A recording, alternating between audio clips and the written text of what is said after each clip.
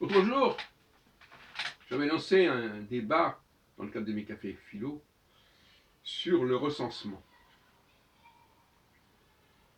Mais ce débat avait été interrompu, ou avait avorté. Enfin, on ne mène pas toujours les choses jusqu'à leur terme. Ça dépend des interlocuteurs, ça dépend de l'inspiration.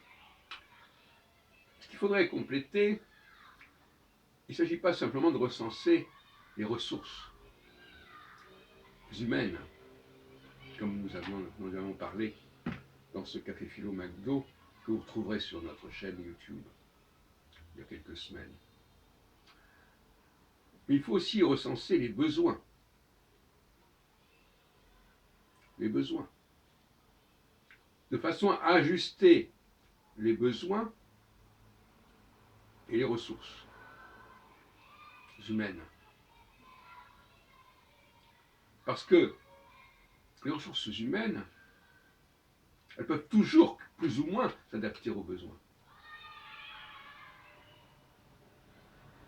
Je parle de besoins sur le plan des soins, des traitements, des formations. C'est de ça dont je parle. Et les ressources humaines fournissent, bien évidemment, des services dans ce sens. Il y a des millions de gens qui ont des connaissances, qui ont des compétences. Alors, j'avais aussi lancé un débat parallèlement sur le fait que lorsqu'on reçoit de l'argent public, en tant que retraité, en tant qu'allocataire, voire même en tant que salarié, parce que la fonction publique c'est quand même une forme de salariat, allocataire, plus ou moins, eh bien il faudrait chaque fois que ces personnes qui sont payées, si on peut dire, bien que le mot puisse choquer, qui sont payées, eh bien elles puissent faire quelque chose en contrepartie. D'ailleurs, c'est une vieille idée de la droite, qui n'est pas complètement idiote. Donc, nous avons des millions de personnes qui correspondent à ce que j'appelle les ressources humaines, y compris des retraités ou des gens au chômage, etc. Ils ont des compétences. Le problème, c'est de savoir comment exploiter ces compétences. C'est là qu'il y a un problème. Parce que les besoins peuvent exiger que les personnes se déplacent. C'est pas forcément là où il y a les besoins qu'il y a les ressources. Il faut les ajuster spatialement.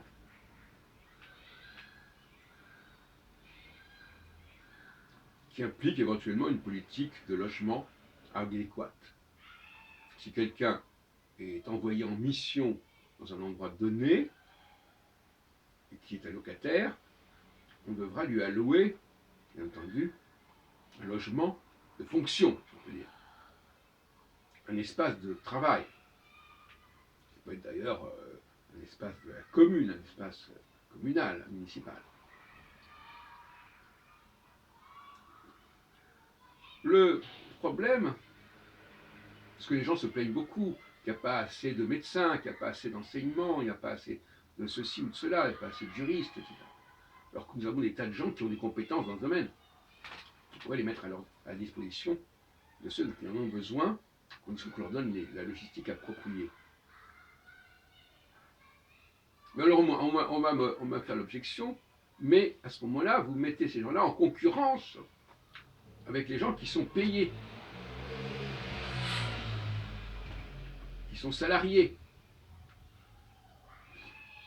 Comme on parle de concurrence avec les personnes qui, vous savez, la fameuse règle qui veut que les étrangers soient payés, cotisent sur la base de leurs origines, de leur lieu d'origine. Et comme ils cotisent moins cher, c'est moins cher pour les patrons de payer. Il y a un débat là-dessus, effectivement. Comment, c'est le même problème que pour le SMIC d'ailleurs, comment faire travailler certaines personnes dans des conditions qui ne sont pas les mêmes que les travailleurs, entre guillemets, classiques, si on peut dire.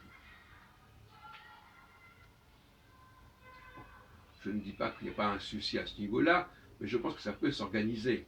C'est un problème juridique, c'est un problème d'élaboration des idées, des concepts.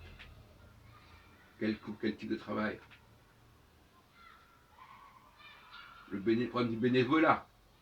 Parce que quelque part, qu'on le veuille ou non, les gens qui sont allocataires sont bénévoles. Alors les fonctionnaires, eux, on ne peut pas leur demander de travailler en plus, puisqu'ils font un travail qui est structuré dans ce sens. Donc, le problème ne se pose pas, à moins qu'ils soient au chômage. Mais dès lors que quelqu'un reçoit l'argent sans contrepartie, là, il y a un problème. Il faut qu'il donne du temps à la communauté. À une communauté, en tout cas, quelque part en France, ou dans les territoires d'outre-mer, n'importe. Et qu'en contrepartie, on le loge, on le nourrisse, etc. C'est pas très compliqué. Alors ça va pouvoir se faire sans qu'il y ait trop de vagues, sans que ça remette en question le travail de ceux qui sont payés et qui travaillent. Mais globalement, ça ne change pas grand-chose.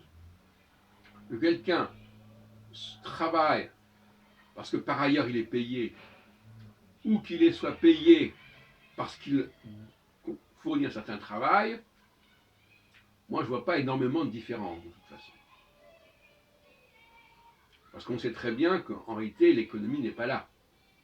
L'économie, c'est l'industrie, c'est l'exportation, c'est la qualité des produits qu'on veut exporter, etc. etc. Bon, donc, il faudrait aussi comprendre que si on a une économie qui n'est pas compétitive, c'est un problème.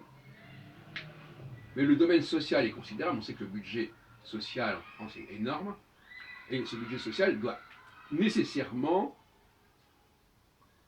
répondre aux besoins des populations, quelles qu'elles soient, au niveau de ce qu'on pourrait appeler donc un certain encadrement juridique,